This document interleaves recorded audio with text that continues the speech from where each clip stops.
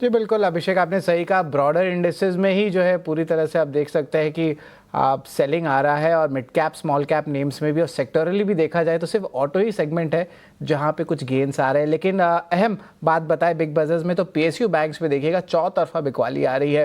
अब तो 3-4 सेशन में अच्छी एक स्ट्रेंथ दिखा रही थी कुछ काउंटर्स। अब देखिए bank of India, UCO bank, union bank, इनमें जो है आपको गिरावट देखने मिल रहा है। वही मेटल शेयर्स की बात करें तो यहाँ पे लगातार तीसरे दिन कमजोरी देखने मिल रही है, खासकर कि वेदांता, हिंदुस्तान जिंक, हिंदुस्तान कॉपर, इन स्टॉक्स पे जो है ऑफकोर्स डिविडेंड का भी न्यूज़ फ्लो था। लेकिन हम यहाँ पे देखें तो जो है सेलिंग आ रही है, और बड़ी सेलिंग देखने मिली है। 3-3% से ज़्यादा का गिरावट जो है आपको स्क्रीन में दिख रहा है। रियलिटी शेयरों में भी बात करें तो यहाँ पे ऑफकोर्स लॉन्ग टर्म ट्रेंड्स तो बने हुए हैं अच्छे, लेकिन अब देख रहे हैं कि इनका दम निकल रहा है। आज दिन के ट्रेड में Phoenix mills, brigade enterprises, Godrej properties, इनमें देखें तो भारी गिरावट देखने मिल रही है।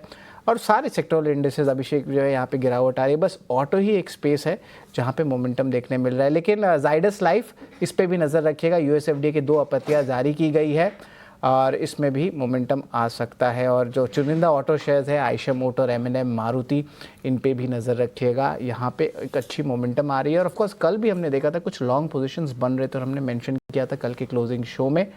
और इंटरेस्टिंगली जो रेयर अर्थ मेटल्स का इशूज़ है, अगर वो धीरे धीरे सॉल्व होता है तो ईवी वाले कंपनीज हैं उनको बेनिफिट आ सकता है। बट नेवरदलेस चौतरफा बिकवाली देखने मिल रहा है। कुछ पॉकेट्स में जो है गेंस है या मिक्स्ड नंबर्स आ रहे हैं, बट सिर्फ ऑटो ही पैक है जहां पे एक अच्छी मोमेंटम या हरे निशान में देखने मिलेगा।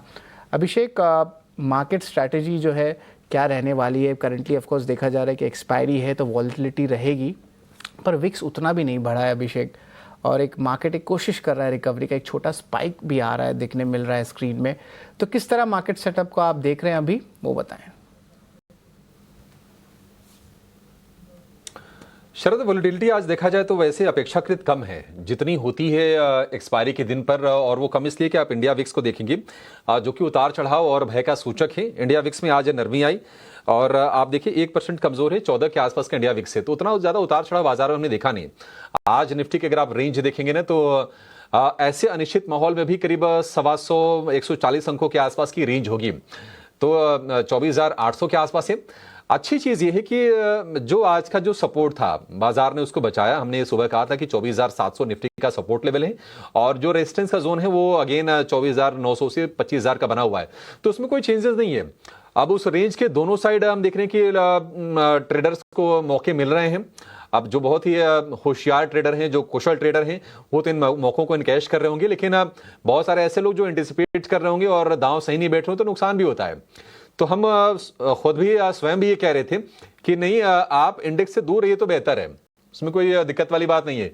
कुछ दिन इंडेक्स नहीं ट्रेड करेंगे तो क्या हो जाएगा, शेयरों में मौके आप उसका फायदा उठाइए। और निफ्टी बैंक को भी अगर आप देखेंगे तो निफ्टी बैंक भी जो रेजिस्टेंस का इसका है वो है 56,000 का, और अगर हम इसके सब